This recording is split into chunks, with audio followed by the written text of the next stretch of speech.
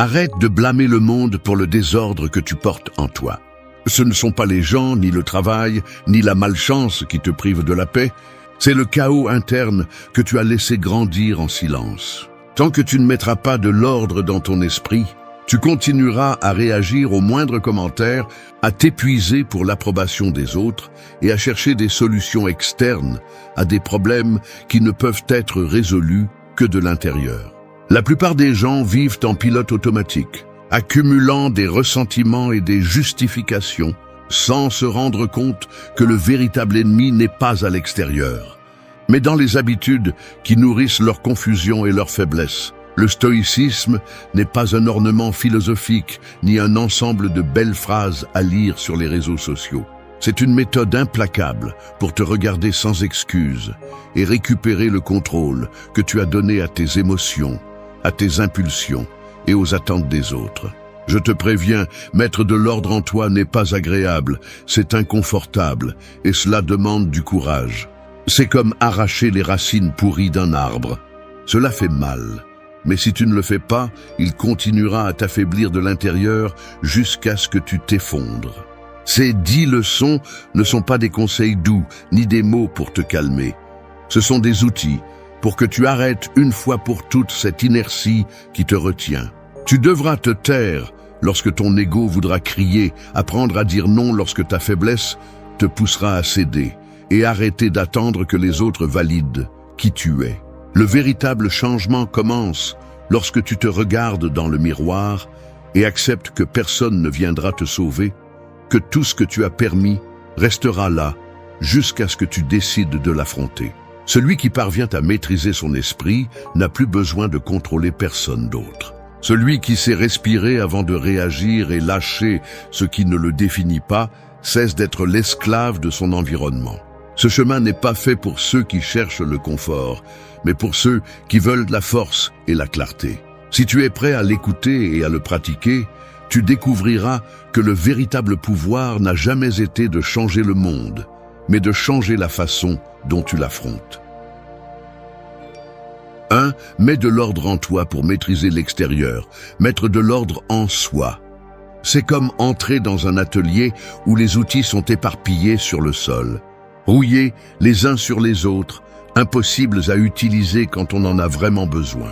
Celui qui vit avec l'esprit en désordre marche avec le même chaos. Pensées dispersées, émotions qui s'enflamment sans contrôle et une énergie qui se gaspille en ce qui n'apporte rien. Le désordre interne devient une prison invisible qui conditionne chaque mouvement.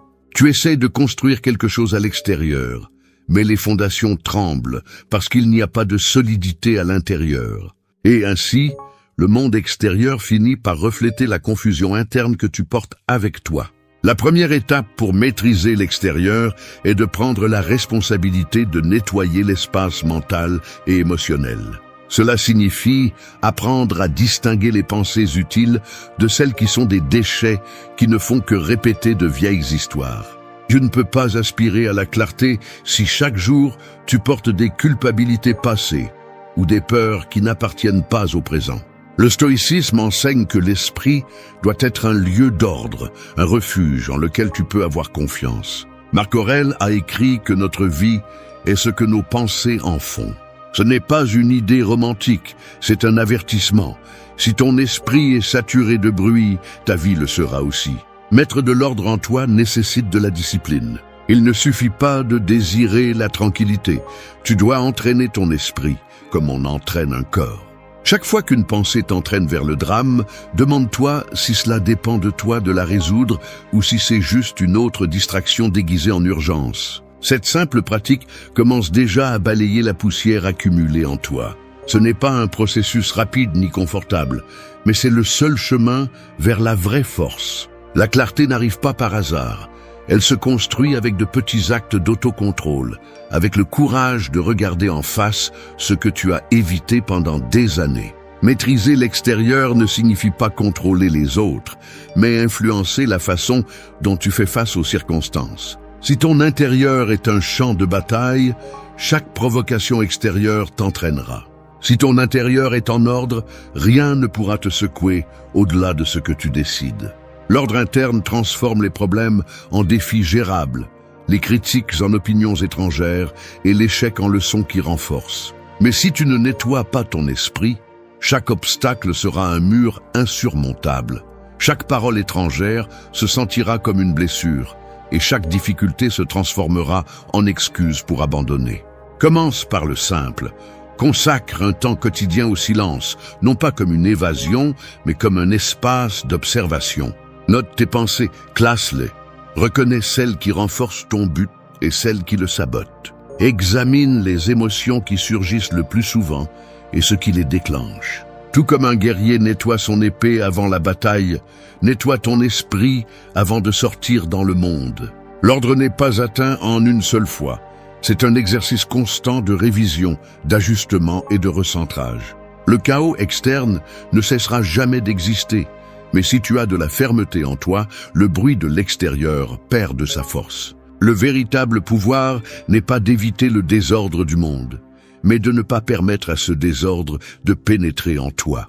Quand tu maîtrises ton esprit, tu maîtrises ta vie. Et quand ton intérieur devient un terrain solide, l'extérieur cesse d'avoir la capacité de te briser. C'est la première leçon. Mets de l'ordre en toi et le reste de ta vie commencera à s'aligner avec clarté et force.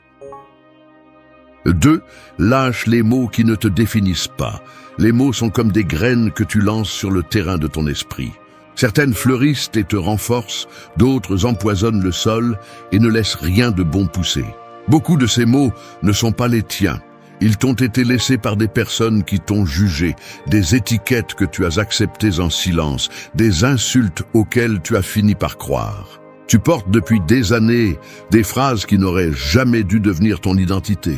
Chaque fois que tu te répètes que tu n'es pas assez, que tu ne peux pas ou que tu échoues toujours, tu arroses une mauvaise herbe qui étouffe ce que tu pourrais vraiment devenir.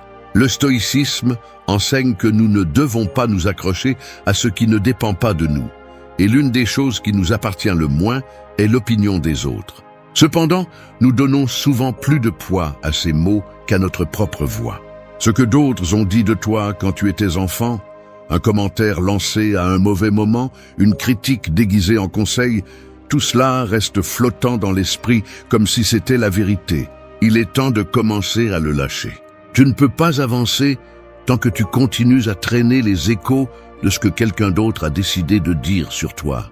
Lâche les mots qui te maintiennent enchaîné au passé.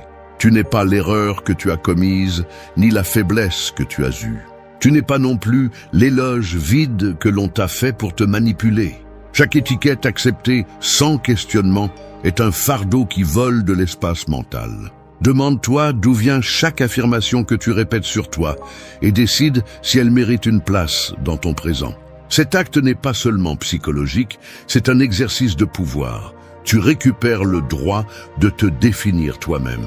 Pour le pratiquer, prête attention à ton dialogue interne. Chaque fois que tu remarques une phrase négative se répétant dans ta tête, arrête-toi et questionne-la. Est-ce un fait ou juste une interprétation ?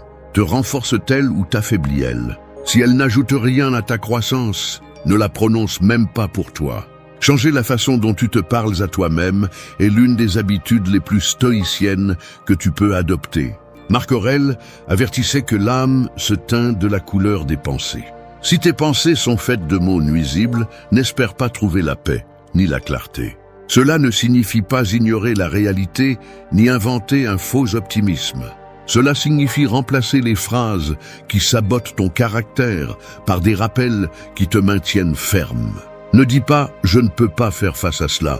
Dis « je suis encore en train d'apprendre à y faire face ». Ne dis pas « j'échoue toujours ». Dis « chaque tentative me forme pour m'améliorer ».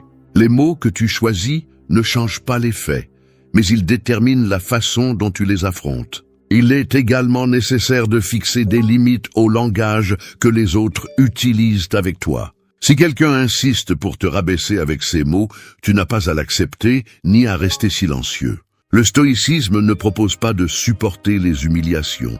Il propose d'agir avec dignité et maîtrise de soi. Protéger ton esprit signifie aussi fermer la porte à ceux qui tentent de le remplir de poison.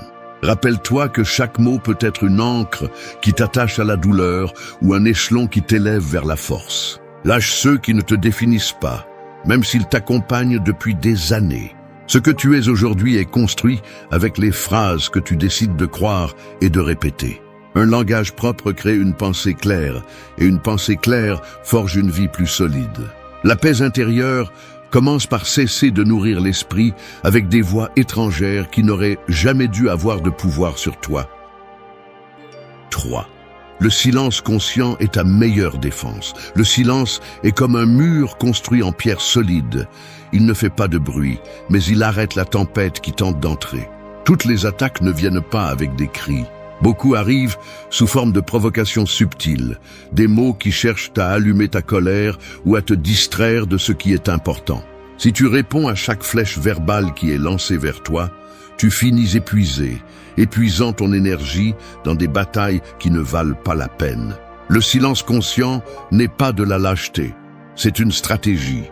C'est le bouclier qui te protège de ce qui ne mérite pas une réponse et te rappelle que tu n'as pas à participer à tous les conflits auxquels on t'invite. Celui qui ne maîtrise pas le silence vit à la merci de ses impulsions. Un regard offensant, une critique injuste, une blague mal intentionnée suffisent pour l'allumer.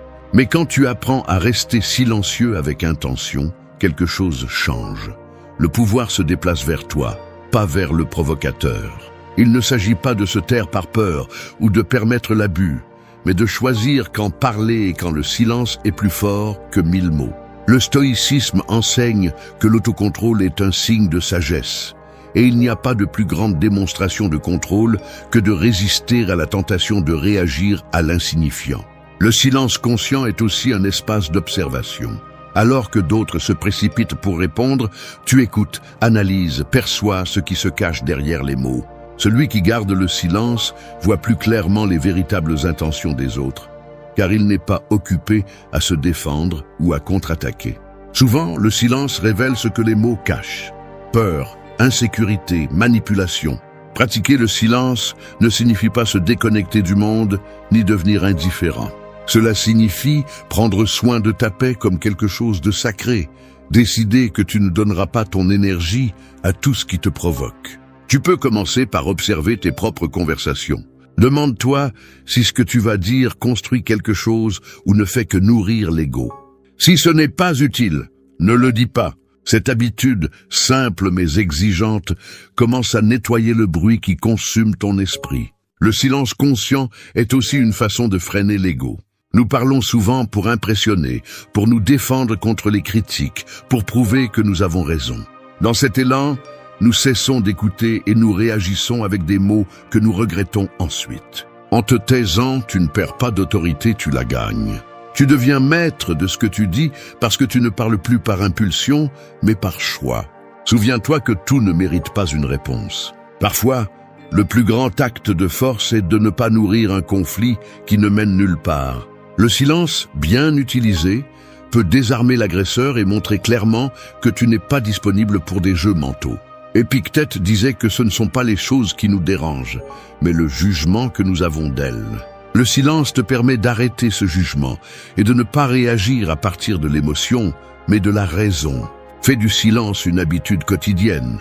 Consacre des moments à être seul, sans distraction, à écouter ce qui se passe en toi. Cet exercice renforce ton esprit, car tu apprends à tolérer le vide sans chercher à le remplir avec des mots inutiles. Avec le temps, tu remarqueras que les provocations perdent de leur pouvoir, que les insultes rebondissent sans te blesser, que tu n'as pas besoin de te justifier dans chaque situation. Le silence conscient n'est pas l'absence de voix, c'est la présence de contrôle. Il t'apprend que le véritable contrôle n'est pas de crier plus fort, mais de ne pas laisser le bruit extérieur déterminer ta paix. Quand tu comprends cela, tu découvres que le silence ne défend pas seulement ta tranquillité, il projette aussi une force que personne ne peut briser. 4. Respire avant de réagir et surmonte l'impulsion. L'esprit humain est comme un lac tranquille à l'aube. Si tu lances une pierre, l'eau se trouble et les vagues se propagent sans contrôle. C'est ainsi que fonctionnent nos émotions. Il suffit d'un commentaire blessant, d'un regard provocateur ou d'une mauvaise journée pour que le lac intérieur perde son calme et réponde par des vagues de colère ou d'anxiété. Cependant, la pierre n'a pas de pouvoir en elle-même. Ce qui provoque le chaos, c'est la réaction excessive à sa chute.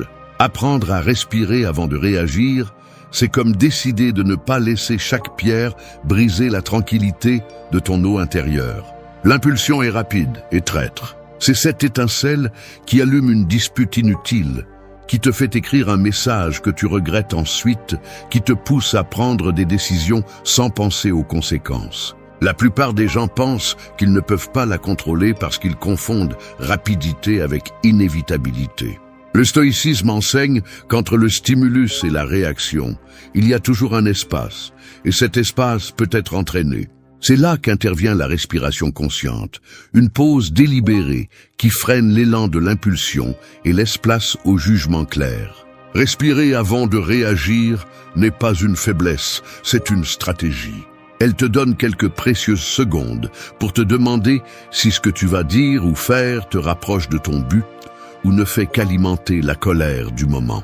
Dans ces moments de pause, tu reprends le contrôle de ton esprit et empêches l'émotion de prendre des décisions pour toi. Rarement la réaction immédiate est la plus sage.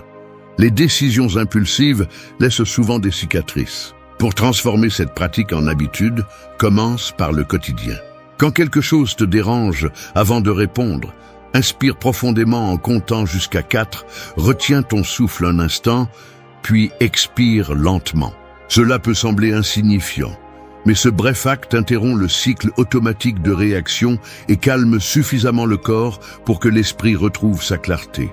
Avec le temps, tu remarqueras que l'impulsion perd de sa force parce que ton cerveau apprend à chercher la pause avant la réponse. Il est également important de reconnaître les schémas qui te font réagir facilement. Peut-être que certaines paroles te blessent parce qu'elles touchent de vieilles blessures, ou que certaines attitudes réveillent des ressentiments que tu croyais oublier. Identifier ces déclencheurs n'est pas un signe de faiblesse, c'est de l'autoconnaissance. En sachant ce qui te provoque, tu peux l'anticiper et te préparer à répondre calmement au lieu de tomber dans le piège de l'impulsion. Le stoïcisme ne propose pas de réprimer les émotions jusqu'à devenir de pierre, il propose de les gérer intelligemment. Un stoïcien ressent la colère, mais ne laisse pas cette colère décider pour lui. Il respire, observe, puis agit avec intention. La différence entre réagir et répondre est l'espace que tu construis avec cette respiration consciente. C'est là que se trouve le véritable autocontrôle. Maîtriser l'impulsion est une forme de liberté. Tant que tu seras esclave de tes réactions, n'importe qui pourra te contrôler en appuyant simplement sur le bon bouton. Mais si tu apprends à t'arrêter et à respirer, tu récupères le pouvoir que tu avais cédé. Personne ne peut manipuler celui qui décide comment répondre. Respire avant de réagir, non seulement pour éviter des conflits inutiles, mais aussi pour préserver ta dignité et ta paix. Ne laisse pas une étincelle ruiner tout ce que tu as construit avec effort. Chaque respiration est un rappel que tu as le pouvoir de choisir ta réponse et par conséquent ton destin. Avec le temps, cette simple pause devient une forteresse intérieure capable de maintenir le calme même au milieu de la tempête. 5. Apprends à dire non et protège ton espace. Un jardin sans clôture devient le territoire de n'importe qui. Les fleurs perdent de leur force. La racine s'épuise et les mauvaises herbes s'emparent du sol. C'est ainsi qu'apparaît une vie sans limite. Quiconque veut prendre ton temps, ton énergie et ton attention, pendant que tu souris par habitude et acceptes des tâches, des faveurs et des conversations qui t'éloignent de ce qui compte vraiment. Dire non n'est pas une dureté vide, c'est un soin conscient. Celui qui ne protège pas son territoire intérieur finit par cultiver des attentes étrangères et des ressentiments propres. Le stoïcisme te rappelle que ton attention est la ressource la plus précieuse. Si tu la donnes sans discernement, tu perdras en clarté, en but et en paix. Protéger ton espace est une déclaration de respect envers toi-même, pas une attaque contre les autres. La peur de dire non naît du besoin d'approbation. Tu penses que si tu refuses, on te verra comme froid, égoïste ou ingrat, et tu oublies quelque chose d'élémentaire. Plaire à tout le monde te laisse vide. Celui qui se sent offensé par une limite honnête ne cherchait pas une relation, il cherchait un avantage. La fermeté n'a pas besoin de cris ni d'excuses.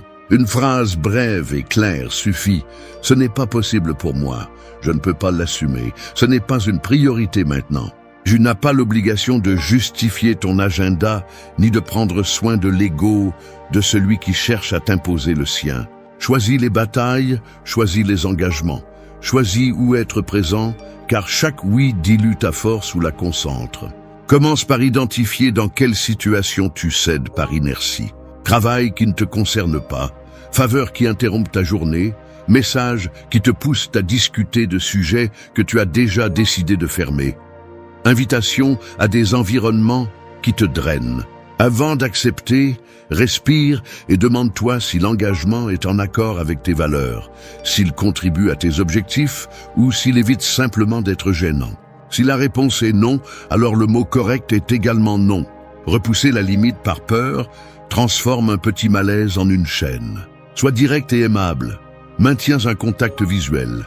Utilise un ton ferme et termine la conversation sans ouvrir la porte à la négociation.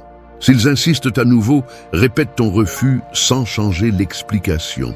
Protéger ton espace implique aussi des règles pour toi-même. Éteins les notifications pendant les heures de concentration. Réserve des blocs de silence. Priorise le repos. Limite l'exposition à des conversations vides et à des contenus qui ne font qu'alimenter l'anxiété ou le voyeurisme. Tu n'es pas un fonctionnaire disponible 24 heures sur 24, ni une poubelle émotionnelle. Tu es responsable de la gestion de tes ressources internes. Un stoïcien ne se cache pas du monde. Il participe avec discernement. Prends soin de ce qui entre par tes yeux et tes oreilles, car tout cela devient pensée, puis décision. Il y aura ceux qui essaieront de te blâmer. Tu as changé, tu es distant, je te trouve bizarre. Réponse simple, j'ai choisi de prioriser ce qui me fait du bien. Tu n'as pas besoin de longs discours. La pratique constante te donnera un nouveau respect, d'abord pour toi-même, puis pour les autres. Les personnes qui apprécient ta présence ne t'aiment pas parce que tu es toujours disponible, mais pour la qualité de ce que tu offres quand tu décides d'être là. Et tu ne peux offrir de la qualité que si ta vie n'est pas envahie par des engagements inutiles. Dire non ne te rend pas moins humain, cela te rend ta dignité. Une limite claire est un oui à ta santé mentale, à ton énergie et à tes objectifs.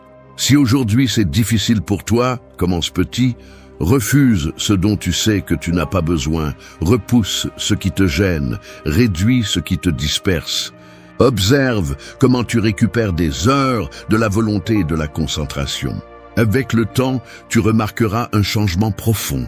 Moins de friction, moins de drame, plus de clarté. Celui qui gouverne son agenda gouverne sa vie. N'oublie pas, ton espace ne se négocie pas, il se respecte. Définis-le, protège-le et répète-le sans culpabilité, jusqu'à ce que cela devienne naturel toujours. 6. Cultive des pensées qui renforcent votre esprit. L'esprit est comme un champ fertile qui ne cesse jamais de produire. Si vous semez des mauvaises herbes pousseront. Si vous semez des arbres solides, vous aurez des racines qui résistent aux tempêtes. Chaque pensée que vous laissez prendre racine devient la graine de vos émotions, de vos décisions et de la vie que vous finissez par construire. Il n'y a pas de neutralité. Ce que vous ne cultivez pas intentionnellement, la vie le remplira avec ce qu'elle trouve, et ce sera généralement des doutes, des peurs et des jugements hérités des autres. La véritable maîtrise du caractère commence par le type d'idées que vous nourrissez jour après jour. Beaucoup pensent qu'ils n'ont pas le contrôle de leurs pensées, mais le stoïcisme enseigne que bien que vous ne puissiez pas empêcher une pensée d'apparaître, vous pouvez décider si elle reste ou si elle part. Épictète disait que ce ne sont pas les choses qui nous perturbent, mais l'opinion que nous avons d'elles. C'est cette opinion que vous devez apprendre à soigner et à diriger, car ce que vous tolérez dans votre esprit finit par influencer tout le reste. Commencez par observer quel type de pensée vous visitez le plus souvent. Si vous découvrez que la plupart sont des plaintes, des autocritiques ou des comparaisons, Ne soyez pas surpris si votre humeur se sent faible et épuisée. L'esprit devient ce qu'il répète le plus. Pour briser ce cycle, vous devez pratiquer un type de discipline silencieuse. Chaque fois qu'une pensée qui sabote votre calme apparaît, ne la nourrissez pas. Ne la répétez pas dans votre tête et ne l'utilisez pas comme guide. Laissez-la passer, comme quelqu'un qui observe un nuage qui s'éloigne. Cultiver des pensées fortes ne se fait pas seulement avec des phrases positives, mais avec des vérités qui vous soutiennent dans les moments difficiles. Par exemple, au lieu de penser « je ne peux pas faire face à cela », remplacez-le par « je ne l'ai pas encore résolu, mais je continue à apprendre à le gérer ». Changer la narration interne n'est pas nier la réalité, c'est choisir une façon de l'interpréter qui vous maintient debout. Le langage que vous utilisez avec vous-même détermine si votre esprit sera un refuge ou un champ de bataille. Une pratique efficace consiste à consacrer quelques minutes au début et à la fin de chaque journée pour réfléchir à ce que vous avez appris et à ce que vous pouvez améliorer. Cette habitude, recommandée par les stoïciens, aide à nettoyer le bruit mental et à semer des intentions claires pour le lendemain. Il est également utile de limiter le temps que vous passez exposé à des messages qui alimentent l'anxiété ou la colère. Ne sous-estimez pas l'impact que peuvent avoir les nouvelles constantes, les conflits sur les réseaux sociaux ou les conversations toxiques. Tout ce que vous entendez et lisez sont des graines qui peuvent rester dans votre esprit sans que vous vous en rendiez compte. Entourez-vous de lectures, de conversations et d'environnements qui nourrissent votre force plutôt que de la drainer. Il ne s'agit pas de vivre dans une bulle, mais de choisir avec soin ce que vous permettez de planter en vous. Un terrain bien entretenu donne de meilleurs fruits, et votre esprit a besoin du même niveau d'attention. Avec le temps, vous découvrirez que cultiver des pensées fermes vous donne un type de paix qui ne dépend pas du fait que le monde soit en votre faveur. Lorsque l'esprit est rempli d'idées claires, de principes solides et d'autocontrôle, les difficultés externes perdent une partie de leur poids. Le chaos peut rugir à l'extérieur, mais votre intérieur restera stable, comme un arbre qui ne se plie pas à chaque vent. Cette leçon est simple à comprendre, mais difficile à appliquer, car elle exige de la constance. Il ne suffit pas de décider de penser différemment un jour. Vous devez le pratiquer tous les jours, jusqu'à ce que cela devienne votre façon naturelle de voir le monde. Ce n'est qu'alors que votre esprit deviendra le terrain fertile où germe la clarté, la sérénité et la véritable force. 7. Ferme la porte à ceux qui drainent ta paix. Une maison sans portes ouvertes à tout le monde devient rapidement un refuge pour les intrus qui ne respectent rien. C'est ainsi que fonctionne ta vie lorsque tu ne fixes pas une limite claire. Tu laisses entrer des opinions, des exigences et des présences qui consomment ton énergie sans te donner rien en retour. Chaque personne que tu acceptes sans critères est comme quelqu'un qui arrive les mains vides mais emporte une partie de ton calme. Tu ne peux pas aspirer à la sérénité tant que ton environnement est un défilé de conflits étrangers, de critiques déguisées en conseils et de drames qui ne te concernent pas. Prendre soin de ta paix ne signifie pas devenir froid ou solitaire. Cela signifie choisir avec qui tu partages ce que tu as de plus précieux, ton temps et ton espace émotionnel. Le stoïcisme enseigne que le sage se protège des passions inutiles et évite ce qui perturbe son esprit. Ce n'est pas de l'égoïsme, c'est de l'auto-soin. Celui qui ne fixe pas de limites devient une cible facile pour les manipulateurs, les victimes perpétuelles et les personnes qui ne savent que consommer de l'attention. Commence par reconnaître les signes de ceux qui drainent ta paix. Ils se plaignent de tout, mais n'agissent jamais pour s'améliorer. Ils te cherchent seulement quand ils ont besoin de quelque chose, minimisent tes réussites, ridiculisent tes objectifs ou insistent pour raviver les problèmes passés. Tu n'as pas besoin de confrontations dramatiques. Il suffit d'observer leur modèle pour comprendre que ta tranquillité ne peut pas dépendre d'eux. Établir des limites nécessite une fermeté silencieuse. Il ne s'agit pas de crier ou de justifier chaque décision. Un simple « je ne peux pas maintenant » ou « je préfère ne pas en parler » suffit. Ton objectif n'est pas de les convaincre de changer, mais de leur faire comprendre que ton espace n'est pas disponible pour leur négativité. La plupart des gens respecteront cette ligne.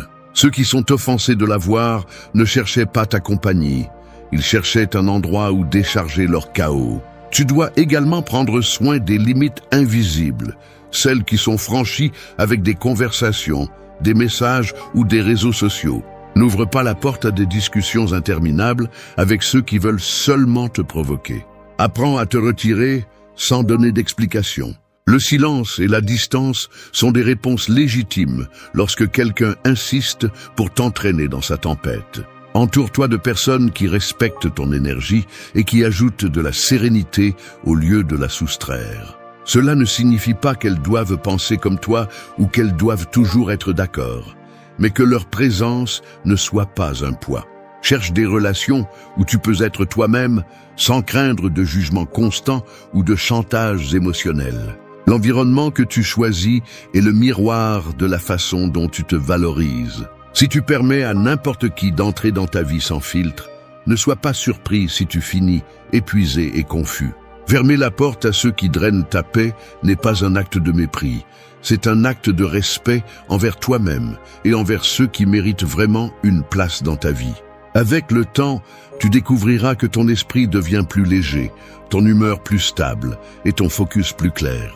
La paix ne se trouve pas en fuyant dans le désert ou en s'éloignant du monde. Elle se construit en apprenant à protéger l'espace qui soutient ton bien-être émotionnel.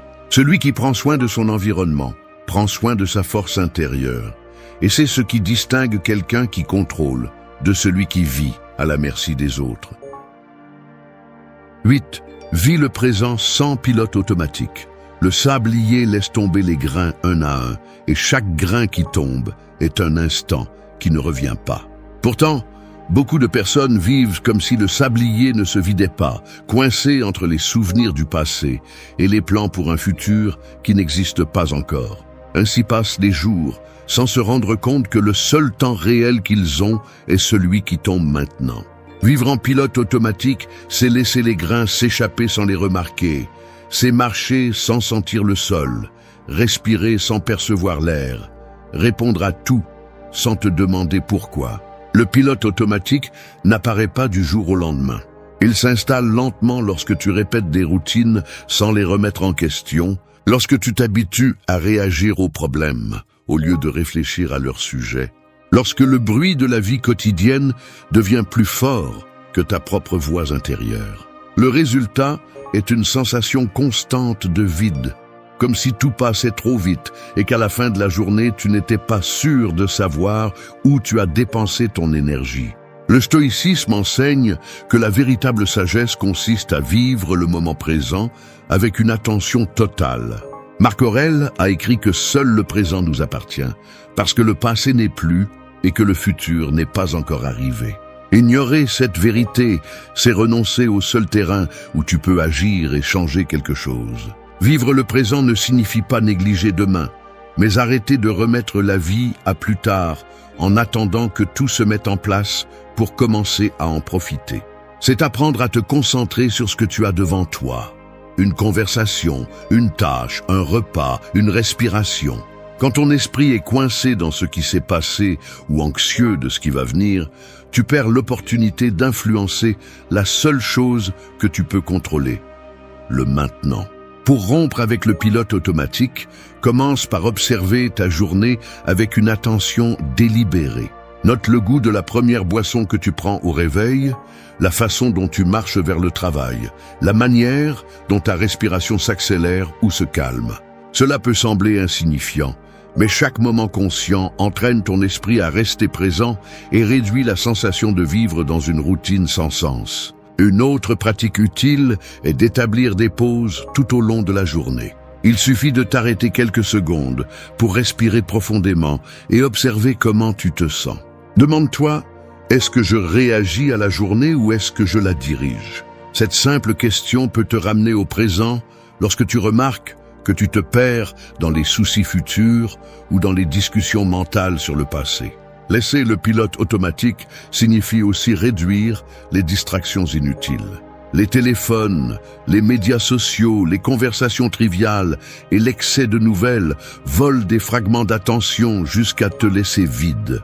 Attribue des moments spécifiques à ces activités et ne les laisse pas envahir les espaces où tu devrais être pleinement présent avec toi-même ou avec les autres. La vie ne se savoure pas à travers de grands accomplissements futurs, mais grâce à la capacité de trouver de la valeur dans le quotidien. Un esprit entraîné à vivre le présent apprend à reconnaître les petits progrès, les silences précieux, les leçons cachées dans ce qui semble commun. Lorsque tu réussis à maintenir ton attention sur le présent, les charges du passé perdent du poids et la peur de l'avenir cesse de dicter tes décisions. Le présent devient un espace de clarté où tu peux agir avec plus de calme et de précision. Chaque instant bien vécu est un pas vers une vie plus consciente et authentique. Arrête d'attendre de te sentir en sécurité pour commencer à agir, car ce sentiment n'arrive pas tout seul. La sécurité n'apparaît pas de nulle part et n'est pas le privilège de quelques-uns. Elle se construit sur la base de décisions fermes, de discipline et de courage. Chaque fois que tu repousses une étape en attendant de te sentir en confiance, tu nourris l'insécurité qui te retient. Si tu veux du respect, tu dois d'abord te respecter toi-même. Et cela signifie arrêter de céder ta valeur aux opinions des autres.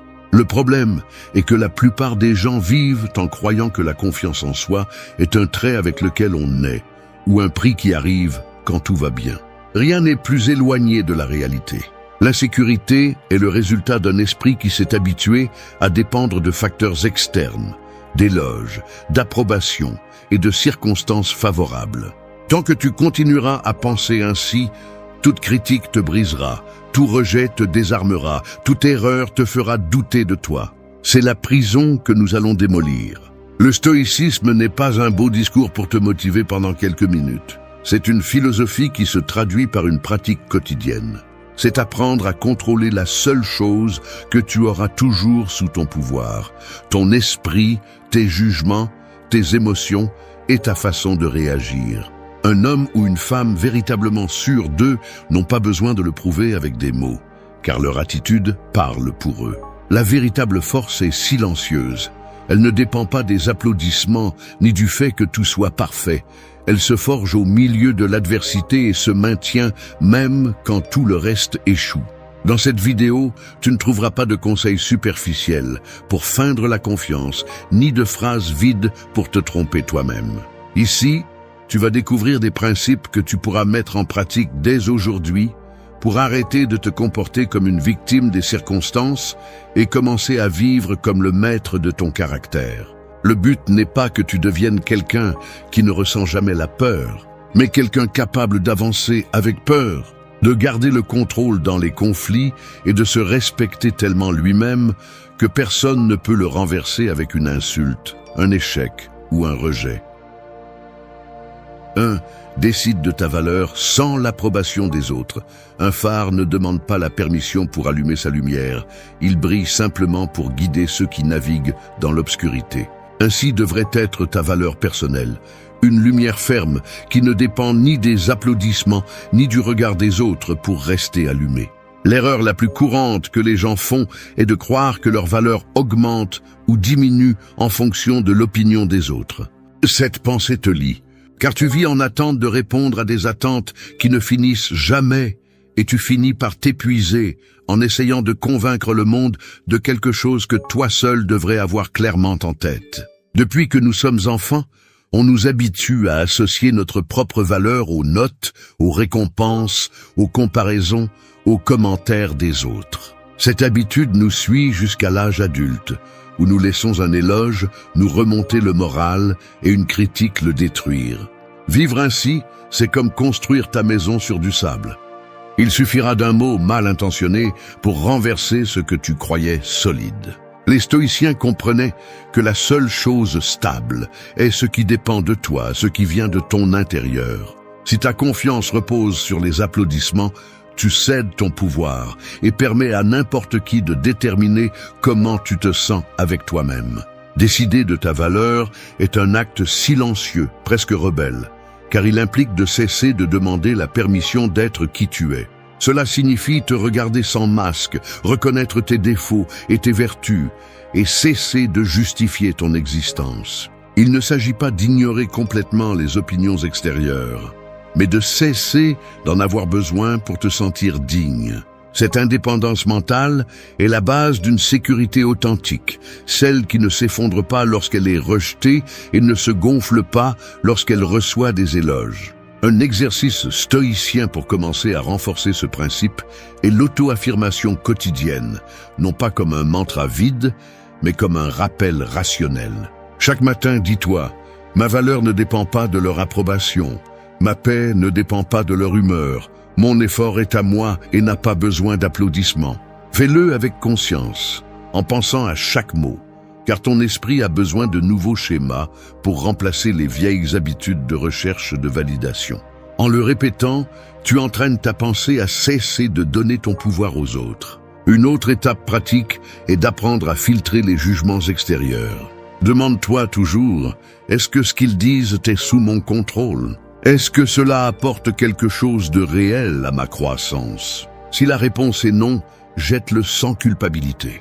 Épictète enseignait que les opinions des autres ne blessent que lorsque nous les acceptons comme vraies. Chaque fois que tu cèdes ta paix pour un commentaire, tu renonces à ta liberté intérieure. Souviens-toi que le respect que tu exiges des autres commence par le respect que tu te donnes à toi-même. Personne ne te valorisera plus que tu ne le fais toi-même.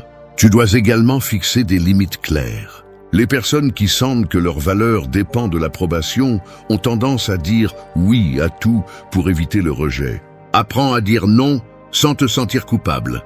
La force de caractère se reflète dans la capacité à défendre ton espace et tes décisions même si elles ne plaisent pas aux autres. Il n'y a rien de plus puissant que quelqu'un qui sait ce qu'il vaut et qui reste ferme, car il transmet un respect qui n'a pas besoin d'explication. La sécurité qui naît de la décision de ta valeur est comme un mur invisible qui te protège de la manipulation et de la critique destructive. Cela ne signifie pas devenir arrogant ou fermé à l'apprentissage, mais ferme face à l'instabilité de l'opinion publique. Tu ne peux pas contrôler si les autres t'admirent ou te critiquent, mais tu peux contrôler si tu laisses leurs paroles affecter la façon dont tu marches dans la vie. Être maître de ta valeur, c'est cesser de vivre comme un reflet des jugements des autres. 2. Agis même avec peur. La peur est comme une ombre allongée au coucher du soleil. Peu importe la petitesse de l'objet qui la projette, l'ombre semble toujours plus grande qu'elle ne l'est. C'est ainsi que fonctionne la peur. Elle déforme la réalité et amplifie les problèmes jusqu'à ce qu'ils semblent insurmontables. Cependant, le curieux est que l'ombre disparaît lorsque tu oses faire un pas vers la lumière. C'est la leçon que beaucoup n'apprennent pas.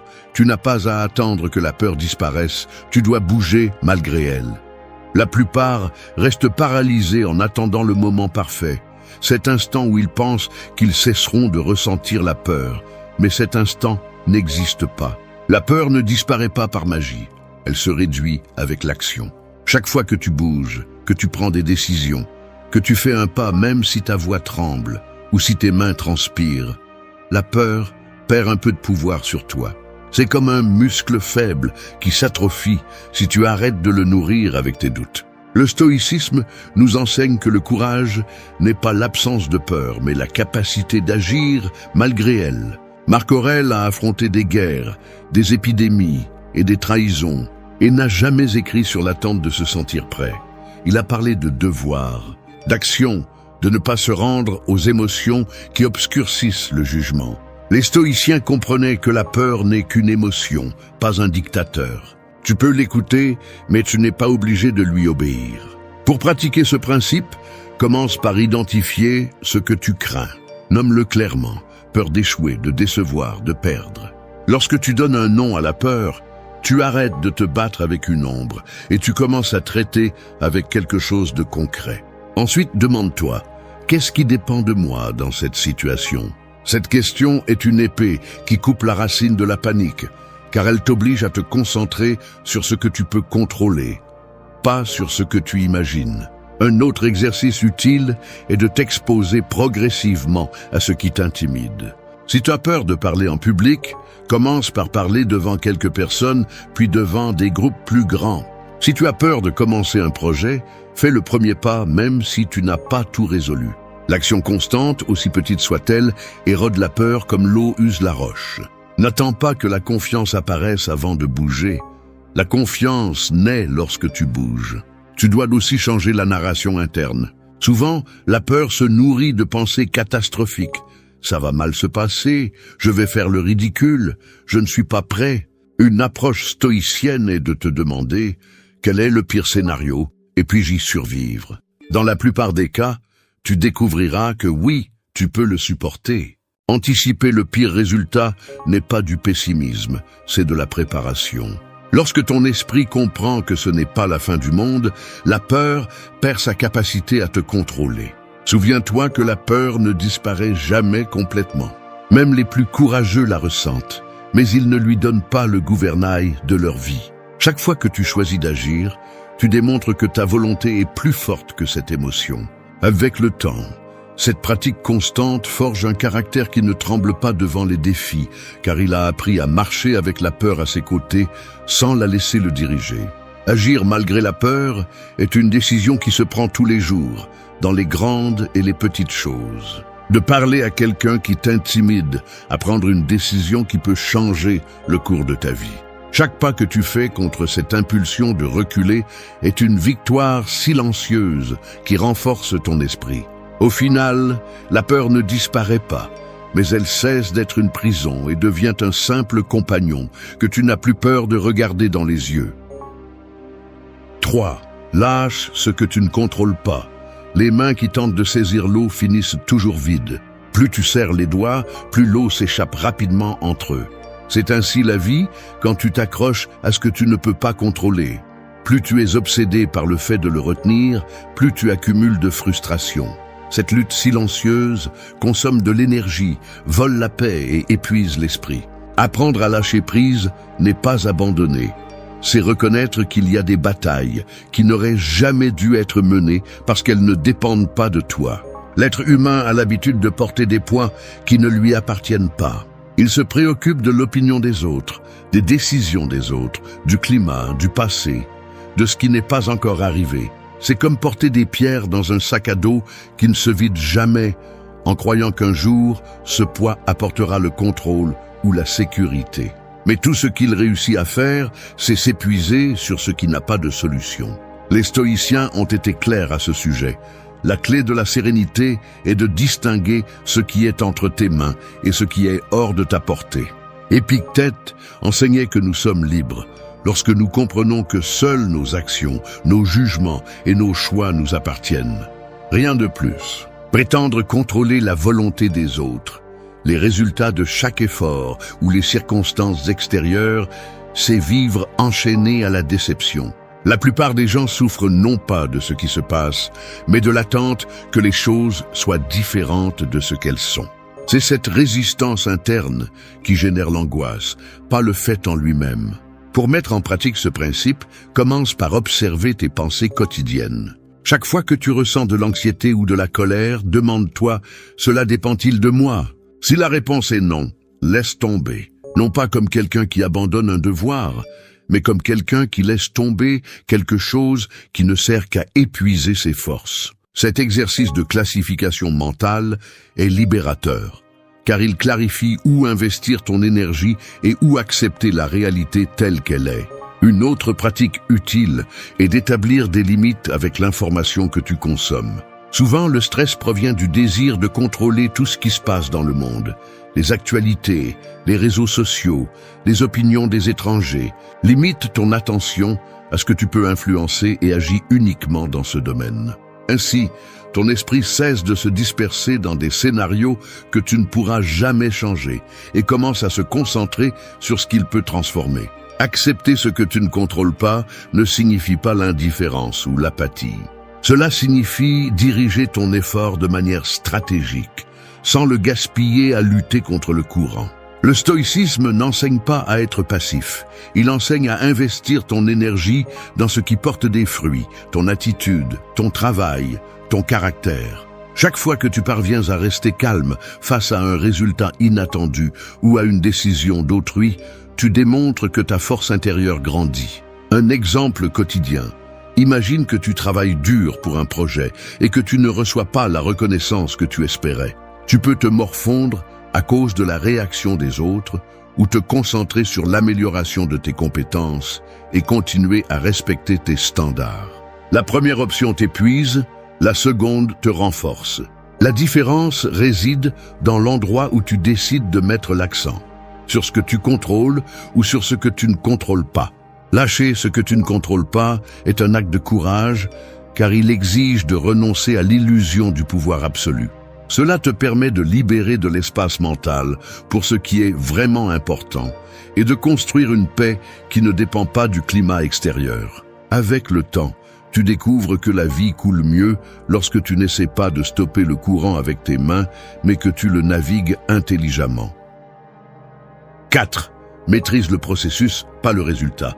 L'archer qui tire sa flèche ne peut contrôler le vent, le mouvement de la cible, ni ce qui se passe après avoir lâché la corde. Il ne peut que se concentrer sur sa posture, la tension de l'arc et la direction de son tir. C'est ainsi dans la vie. Le résultat est hors de tes mains, mais le processus est entièrement à toi. Ceux qui vivent obsédés par la destination finale perdent en précision, car ils cessent de se concentrer sur le seul point où ils ont un véritable pouvoir, le présent et ce qu'ils font maintenant. La plupart des gens souffrent, non pas d'un manque de talent, mais d'une anxiété face à l'avenir. Ils pensent tellement à ce qui devrait arriver qu'ils négligent l'action qu'ils doivent entreprendre. C'est comme semer une graine et la déterrer tous les jours pour voir si elle a déjà germé. Cette impatience non seulement empêche la croissance naturelle, mais épuise également la motivation et augmente la frustration. Les stoïciens ont compris que la tranquillité est atteinte lorsque l'on apprend à séparer l'effort des résultats, lorsque l'on mesure le progrès par la constance et non par la récompense immédiate. Marc Aurèle écrivait que nous ne pouvons contrôler le fruit de nos actions, seulement les actions elles-mêmes. Cette pensée renverse l'illusion que le succès peut être garanti, mais en retour, elle offre quelque chose de beaucoup plus précieux, la paix mentale. Si tu accomplis ton devoir avec discipline et concentration, peu importe combien l'environnement est adverse, tu sauras que tu as donné le meilleur de toi-même. Cette certitude est ce qui maintient l'esprit ferme lorsque les choses ne se passent pas comme prévu. Pour appliquer ce principe, commence par fixer des objectifs quotidiens qui dépendent uniquement de toi. Par exemple, si tu veux améliorer ta condition physique, ton objectif ne doit pas être perdre 10 kilos, mais s'entraîner 30 minutes par jour et manger de manière consciente. Si tu cherches à écrire un livre, ne te concentre pas sur le publier avec succès, concentre-toi sur écrire 1000 mots chaque matin. Ce changement de perspective évite que tu te frustres par les facteurs externes et te donne une sensation de progrès constant. Un autre exercice pratique est de s'entraîner à la patience. Chaque fois que tu ressens de l'anxiété pour les résultats, rappelle-toi que le processus est un investissement et que sa récompense n'est pas toujours visible immédiatement. Comme l'archer qui pratique encore et encore sa visée, sans attendre une ovation chaque jour, aie confiance en ce que la répétition et l'engagement construisent la compétence qui finira par porter ses fruits. La discipline est le véritable terrain où le caractère est forgé. Il est également important d'apprendre à accepter les erreurs, comme une partie naturelle du chemin. Beaucoup de gens abandonnent parce qu'ils ne voient pas le résultat attendu dès la première fois, mais oublier que les échecs enseignent plus que les succès, c'est perdre l'opportunité de grandir. Chaque faux pas révèle des faiblesses dans ta méthode et te donne l'opportunité de corriger. Celui qui maîtrise le processus voit l'erreur comme une information précieuse, pas comme une raison d'abandonner. Un exemple concret. Imagine un étudiant qui se concentre uniquement sur l'obtention de la meilleure note du cours. Il vivra stressé, en attente de chaque note et craignant chaque examen. En revanche, s'il décide de se concentrer sur l'étude régulière, la pratique des exercices et l'amélioration de sa compréhension, les résultats seront une conséquence naturelle de son effort. Son esprit sera plus tranquille parce qu'il saura qu'il a fait ce qui dépendait de lui. Maîtriser le processus ne te donne pas seulement de meilleurs résultats à long terme, cela t'apprend aussi à apprécier le voyage. 5. Tes plans démontrent avec des faits. Les graines ne crient pas qu'elles vont devenir des arbres. Elles germent simplement en silence, grandissent avec patience sous la terre et un jour, sans prévenir, elles poussent avec force vers la lumière. Tes projets et objectifs devraient également grandir ainsi, en silence, loin du bruit des opinions des autres et de la tentation de se vanter de ce que tu n'as pas encore accompli. Parler moins de ce que tu vas faire et te concentrer sur le fait de le faire est une pratique que les stoïciens valorisaient car elle économise de l'énergie, protège ton focus et te libère des attentes inutiles. L'erreur la plus courante de beaucoup de gens est de passer plus de temps à raconter ce qu'ils prévoient de faire qu'à le réaliser. Chaque mot que tu lances dans l'air à propos d'un plan futur est une partie de ton énergie qui se disperse. De plus, partager trop tôt tes intentions ouvre la porte à des critiques, des doutes et des opinions qui peuvent affaiblir ta détermination avant même de commencer. Sénèque avertissait que plus tu fais de bruit à propos de tes aspirations, plus il est facile que l'échec soit ressenti comme une humiliation publique et non comme une partie naturelle de l'apprentissage. Pratiquer le silence stratégique ne signifie pas devenir hermétique ou méfiant envers tout le monde. Cela signifie apprendre à différencier entre parler par nécessité et parler par impulsion. Il y a des moments où tu dois communiquer, demander conseil ou coordonner des efforts, mais ce n'est pas la même chose que d'annoncer chaque pas de ton chemin. En gardant la discrétion, tu protèges ta motivation des jugements des autres et évites l'auto-tromperie de sentir que tu as déjà progressé simplement parce que tu en as parlé. Une façon d'exercer cette discipline est de résister à l'envie de publier chaque objectif sur les réseaux sociaux ou de le commenter avec tout le monde autour de toi. Demande-toi, est-il vraiment utile de partager cela maintenant ou est-ce que je cherche simplement l'approbation? Si la réponse est la seconde, garde le silence et concentre cette énergie sur le progrès.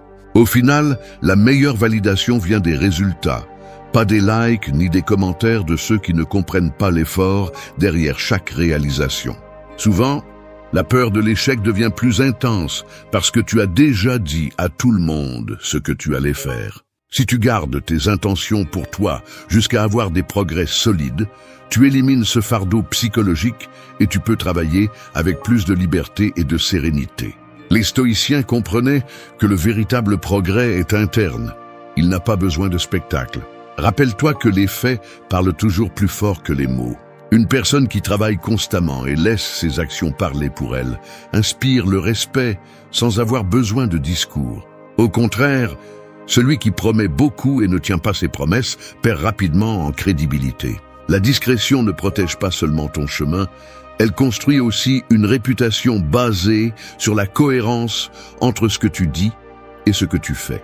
Imagine quelqu'un qui rêve de changer de carrière et décide d'étudier en secret le soir. Alors que d'autres perdent du temps à justifier leurs intentions ou à attendre l'approbation, cette personne avance en silence et des mois plus tard, elle surprend tout le monde avec une nouvelle réalisation qui semble sortir de nulle part. C'est le pouvoir du silence.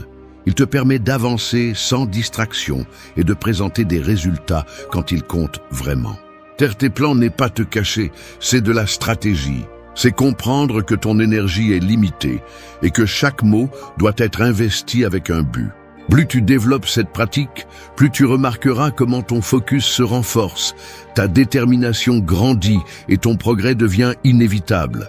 Dans un monde qui récompense le bruit, le véritable respect se gagne en démontrant avec des faits. 6. Fais face au pire scénario.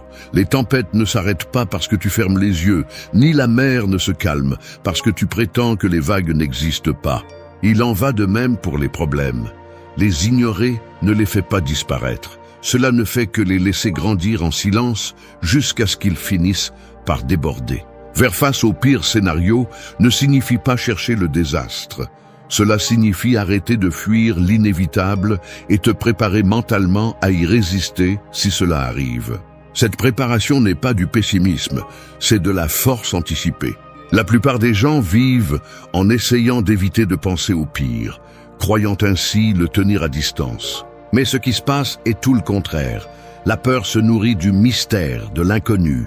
Moins tu le regardes, plus il grandit dans ton esprit. Les stoïciens, en revanche, pratiquaient un exercice appelé premeditatio malorum, la préméditation des maux. Ils s'asseyaient pour imaginer les obstacles et les pertes possibles, non pas pour se torturer, mais pour entraîner leur caractère à les affronter. En affrontant mentalement le pire scénario, ils découvraient qu'il n'était pas aussi dévastateur qu'il semblait et réduisaient l'impact émotionnel de l'inattendu. Dans la vie quotidienne, faire face au pire scénario signifie te poser des questions inconfortables. Quel est le pire qui pourrait arriver si je prends cette décision ? Puis-je survivre à ce résultat ? Que ferais-je si cela se présentait ? Ce type de réflexion te donne de la clarté parce qu'il enlève le voile de la peur et te permet de tracer un plan réaliste. Un esprit qui a considéré ses propres chutes cesse de les craindre autant, car elles ne sont plus une menace inconnue, mais un défi qu'il sait pouvoir relever. Par exemple, quelqu'un qui craint de démarrer une nouvelle entreprise par peur de l'échec peut s'asseoir et détailler le pire qui pourrait arriver. Perdre de l'argent, devoir chercher un autre emploi, faire face à des critiques. En le mettant sur la table, il se rend compte qu'aucune de ces choses ne signifie la fin de sa vie ou de sa dignité. Une étape pratique pour appliquer ce principe est d'écrire les 3 pires scénarios que tu imagines face à la décision qui te fait le plus peur aujourd'hui. Ensuite, écris comment tu pourrais répondre à chacun d'eux. En le faisant, tu découvres que ton esprit ne se paralyse pas face à la peur, mais commence à se concentrer sur les solutions. Cet exercice te redonne le contrôle, car il cesse d'être une émotion diffuse pour devenir un plan d'action. Faire face au pire scénario renforce également la résilience, car il te prépare à accepter que la vie ne sera pas toujours confortable ni juste. La véritable sécurité ne vient pas du fait que tout se passe bien, mais du fait que, quoi qu'il arrive, tu auras la force et la capacité de te relever. Chaque fois que tu oses regarder en face ce que tu crains le plus, tu voles du pouvoir à la peur et récupères de l'énergie pour agir avec détermination. Cette approche ne signifie pas vivre en attendant des désastres, ni se rendre à la fatalité. Cela signifie ouvrir les yeux et dire « Si le pire arrive, je serai prêt à l'affronter ».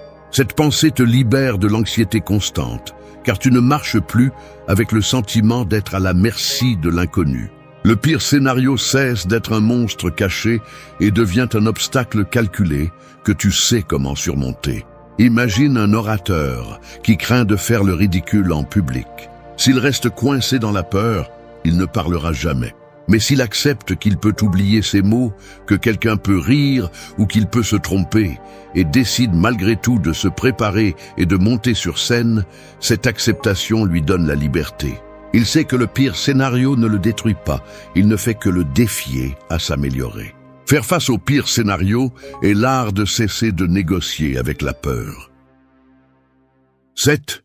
Transformer les idées en actions immédiates. Les idées sont comme des étincelles dans l'obscurité. Elles brillent un instant, mais si elles ne tombent pas sur quelque chose qui les nourrit, elles s'éteignent sans laisser de traces. Chaque objectif que tu as imaginé, chaque changement que tu as promis, chaque pas que tu sais que tu dois faire, mais que tu continues de repousser, est une étincelle qui attend de se transformer en feu. Le problème est que la plupart des gens restent à observer l'étincelle, fascinés par sa brillance, au lieu de nourrir la flamme par l'action. Les idées sans action ne transforment rien. Elles deviennent un poids mort qui nourrit la frustration. Les gens ont tendance à croire qu'ils ont besoin de motivation pour agir, mais la vérité est que la motivation apparaît une fois que tu as commencé. Attendre le moment parfait est l'un des pièges les plus courants de l'esprit. Les stoïciens enseignaient que la volonté doit gouverner les émotions et les humeurs. Si tu sais ce que tu dois faire, fais-le, même si tu n'en as pas envie, même si tu as peur ou si tu es fatigué. Chaque fois que tu dis « je commence demain », tu entraînes ton esprit à se méfier de toi-même, parce que tu romps les promesses que tu te fais. L'insécurité se nourrit du manque d'action et des tentatives inachevées. En revanche, chaque pas que tu fais, aussi minime soit-il, construit une preuve interne que tu es capable d'avancer. Le stoïcisme signifie prendre le contrôle de ce qui dépend de toi, et ta volonté d'agir est toujours à ta portée. Pour mettre en pratique ce principe, commence par réduire la taille de l'action. Si tu as un grand objectif, n'essaie pas de le résoudre d'un coup. Demande-toi, quelle est la première étape concrète que je peux faire maintenant? Ensuite, fais-le sans débat intérieur. Si tu veux améliorer ta santé, sors marcher 10 minutes aujourd'hui, n'attends pas d'avoir le plan d'exercice parfait. Si tu veux entreprendre, étudie un aspect du projet pendant la prochaine heure. Souvent, tu découvriras que le plus grand obstacle est de commencer. Une fois en mouvement, la résistance disparaît. Cette stratégie interrompt le cycle de procrastination et démontre que la discipline est une décision, pas un sentiment. Le stoïcisme enseigne aussi à ne pas s'attacher à la perfection. Beaucoup de gens n'agissent pas parce qu'ils veulent que tout soit impeccable dès le début. Cette mentalité est l'ennemi du progrès. Accepte que le premier pas peut être maladroit, incomplet ou imparfait, mais c'est mieux que de rester immobile. L'apprentissage se fait en chemin, pas en attendant. Imagine quelqu'un qui rêve d'apprendre une nouvelle langue. Il passe des mois à regarder des vidéos motivantes, à lire des conseils, mais il n'ouvre jamais le livre ni n'écoute une leçon. L'idée d'apprendre lui donne une fausse impression de progrès, mais sa réalité ne change pas. En revanche, celui qui consacre 15 minutes par jour à l'étude, même s'il fait des erreurs, progresse plus en un mois que le rêveur en un an. Transforme tes idées en actions immédiates pour entraîner ton esprit à te faire confiance. Chaque fois que tu agis, sans attendre des conditions parfaites, tu renforces ton caractère et tu construis des résultats réels. Avec le temps, tu te rendras compte que tu n'as pas besoin de te sentir prêt pour commencer, parce que le progrès n'attend pas les indécis. La sécurité naît de la preuve répétée que tu peux bouger, même lorsque l'étincelle semble fragile. C'est ainsi que les idées cessent d'être de la fumée et se transforment en feu qui éclaire ton chemin. 8. Parle avec fermeté et assurance. La voix humaine est comme le gouvernail d'un bateau en pleine mer. Si le gouvernail tremble, le bateau dérive à chaque vague, mais quand il est ferme, même les eaux agitées ne parviennent pas à le faire sortir de son cap. Il en va de même pour la parole. Elle ne transmet pas seulement ce que tu penses, elle révèle aussi ce que tu ressens et le degré de contrôle que tu as sur toi-même. Celui qui parle avec fermeté n'a pas besoin de crier ni d'imposer. Sa sécurité se perçoit dans le ton, dans la clarté et dans la cohérence entre ce qu'il dit et comment il le dit. Beaucoup de personnes perdent le respect, non pas parce que ce qu'elles disent est faux, mais parce qu'elles le disent d'une manière faible ou tremblante. L'insécurité se trahit à chaque hésitation, à chaque excuse inutile, à chaque mot ajouté pour adoucir des vérités qui n'ont pas besoin d'ornement. Les stoïciens enseignaient que la maîtrise de soi se reflète aussi dans la parole, ferme, sobre, honnête, sans excès d'émotion qui brouille le jugement. Les mots qui naissent d'un caractère équilibré pèsent plus que les cris impulsifs. Parler avec fermeté ne signifie pas être agressif, ni dur, sans raison. Cela signifie utiliser la voix comme outil de clarté et de respect, en laissant ton message être direct, sans détour ni justifications excessives. Un conseil stoïcien pratique est d'apprendre à dire ce qui est nécessaire sans ornement, car chaque mot de plus ouvre la porte à des malentendus. Le silence entre des phrases bien pensées est plus puissant qu'un discours long et nerveux. Pour développer cette compétence, commence par prendre soin de ta respiration lorsque tu parles. L'anxiété a tendance à faire accélérer ou à briser le ton, transmettant l'insécurité. Pratique la respiration avant de répondre dans des situations tendues. Cela non seulement t'aide à garder ton calme, mais donne aussi l'impression que tu réfléchis avant de parler. Un autre exercice utile est de maintenir le contact visuel. Non pas comme un défi, mais comme un signe de présence et de sincérité. Celui qui évite le regard semble douter de ses propres paroles. De plus, élimine l'habitude de t'excuser pour donner ton avis ou de justifier chaque pensée. Dire « désolé, mais » avant d'exprimer quelque chose de valable est un signe que tu cherches l'approbation. Change cette habitude par des déclarations claires. Je considère que je ne suis pas d'accord pour cette raison. Le respect pour ta voix commence par la façon dont tu donnes de l'espace à ce que tu dis. Une erreur courante est de confondre la fermeté avec la rudesse. La fermeté ne blesse pas, ne cherche pas à humilier, mais ne cède pas non plus à la manipulation, ni ne se dilue sous la pression. Elle repose sur l'autocontrôle et l'engagement envers la vérité. Dans les discussions ou les conflits, maintenir un ton calme mais décidé est la marque d'un esprit entraîné. Imagine quelqu'un qui doit fixer une limite au travail. S'il le fait avec une voix hésitante, ses paroles perdent du poids et laissent des doutes. Mais s'il exprime calmement « J'apprécie ton effort, mais j'ai besoin que tu respectes cet accord », il transmet de la sécurité sans confrontation. Il ne s'agit pas seulement de ce qu'il dit, mais de la confiance qui soutient ses paroles. Le discours ferme protège aussi ta paix, car il réduit les malentendus et évite les conflits inutiles. Chaque fois que tu choisis de t'exprimer avec clarté et sans hésitation, tu te réaffirmes que ta voix a de la valeur. Avec le temps, cette habitude améliore non seulement la façon dont les autres te perçoivent, mais aussi la façon dont tu te perçois. Parler avec fermeté est le reflet d'un esprit ordonné et de la capacité de défendre ton espace sans dépendre des cris ou de l'approbation externe. Le progrès réel ne naît pas des applaudissements, ni des beaux mots que les autres nous disent. Il se forge en silence lorsque personne ne te regarde, dans ces moments où la plupart abandonnent parce qu'il n'y a pas de reconnaissance immédiate. Nous vivons à une époque où tout le monde semble crier ce qu'il fait, montrer des progrès, promettre de grandes choses qu'il ne réalise jamais. Mais ce bruit ne fait que distraire et épuiser. Si tu veux vraiment avancer, tu dois comprendre que le silence n'est pas passivité, c'est stratégie. Le silence est le terrain où germe la discipline et où se construisent les fondations que les autres ne voient pas. Alors que certains sont désespérés de publier chaque étape, tu dois apprendre à travailler sans témoin, sans demander la permission, sans chercher l'approbation. Ce qui compte vraiment n'a pas besoin d'être exposé à chaque instant. Le progrès qui vaut la peine se construit dans l'ombre, pas sous les projecteurs. Ici, il ne s'agit pas de devenir invisible, mais d'apprendre à protéger ce que tu es en train de créer. Montrer trop tôt ce qui commence à peine à prendre forme est comme déterrer une graine juste pour voir si elle a déjà germé. À la fin, tu la tues. Ton énergie, ton focus et ton temps sont des ressources limitées. Et le silence est le bouclier qui empêche qu'elle soit épuisée par les opinions et les distractions externes. Sur ce chemin, il n'y a pas de place pour les excuses ni pour les discours de motivation vide. Le progrès n'apparaît pas par magie ni par simple désir. Il apparaît lorsque tu décides de faire ce que tu as dit que tu ferais. Même s'il n'y a pas d'applaudissements, même si ça fait mal, même si personne ne le célèbre.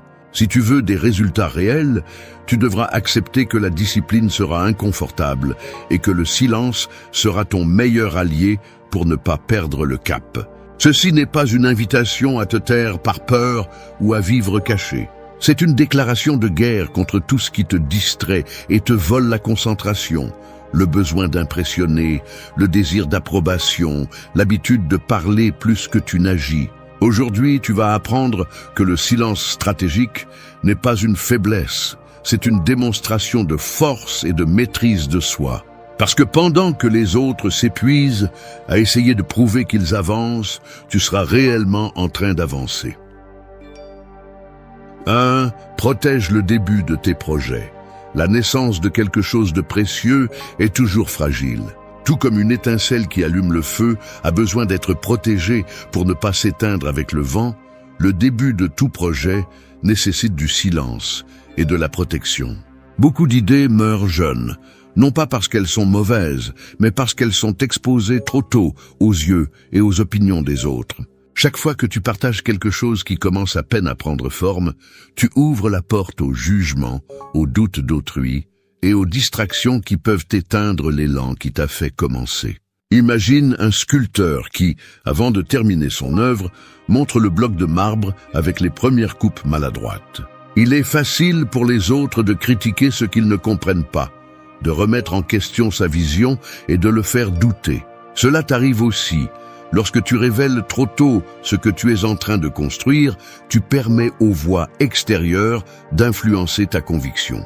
Un projet, dans ses premières étapes, est comme une graine sous terre. Il a besoin d'obscurité, de temps et de soins silencieux pour grandir fort. Dans ce monde dominé par les réseaux sociaux, où l'immédiateté et les promesses vides sont récompensées, garder le silence sur ce que tu commences est devenu un acte de rébellion. Il ne s'agit pas de te cacher, mais de protéger ton processus. Si tu cherches une validation en montrant tes plans avant de les consolider, tu finis par affaiblir ta discipline. Parler consomme de l'énergie.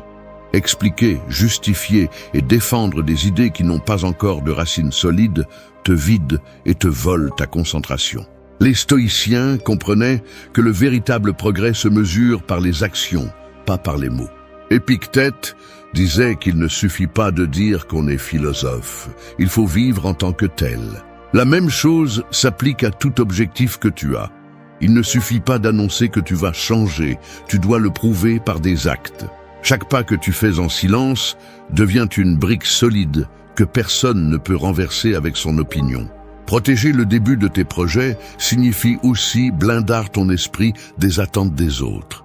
Lorsque tu commences quelque chose de nouveau, l'excitation peut te pousser à tout raconter, à la recherche de soutien ou de reconnaissance. Mais tu dois te demander, est-ce que je cherche vraiment à avancer ou est-ce que je veux juste impressionner? Celui qui avance en silence grandit plus fermement, car il se concentre sur le processus, pas sur la réaction des autres. Le silence stratégique n'est pas de la lâcheté, c'est de l'intelligence appliquée. Parfois, les personnes à qui tu partages tes plans peuvent, sans le vouloir, te saboter. Un commentaire critique, une blague mal intentionnée ou même un éloge démesuré peuvent altérer ton focus. Protéger le début, c'est te blinder de ce bruit pour que ce que tu construis grandisse suffisamment pour résister aux tempêtes externes. Tu dois aussi protéger ton temps. Lorsque tout le monde sait que tu commences quelque chose, les distractions déguisées en conseils, invitations et même pression pour accélérer les processus apparaissent. Mais ce qui naît dans la précipitation a tendance à se briser rapidement. La patience en silence te donne l'espace pour faire des erreurs, corriger et avancer sans la pression du regard des autres. Le véritable progrès n'a pas besoin de témoins dans ses premières étapes. Ce dont il a besoin, c'est de constance et de concentration. Demande-toi si ton envie de partager vient de ton désir de créer ou de ton besoin d'être validé. Chaque fois que tu choisis de garder le silence sur un projet en formation, tu renforces ta discipline et ton engagement envers le résultat, pas envers l'approbation. Lorsqu'il sera temps de le montrer, que ce soit parce qu'il est déjà prêt à se tenir seul et non parce que tu sens que tu dois prouver quelque chose. Le début de tes projets mérite le même respect qu'une forêt nouvellement plantée. Tu la protèges du vent, des curieux et des tempêtes jusqu'à ce que les racines soient fermes. C'est le secret que les impatients ne comprennent pas. Le silence précoce n'est pas un obstacle, c'est l'engrais qui fait que le progrès grandit plus fort et plus durable. 2. Montre seulement les résultats, pas les promesses. Les promesses sont bon marché. Elles sont dépensées facilement et se brisent aussi rapidement qu'elles sont prononcées.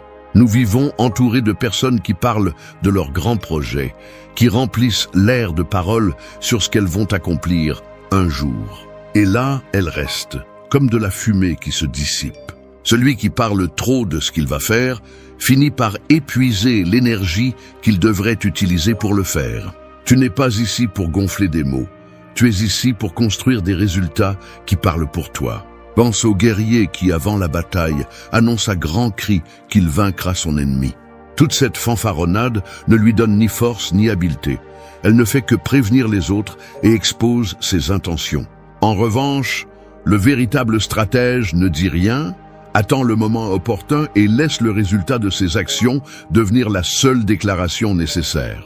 Tu dois faire de même avec tes objectifs.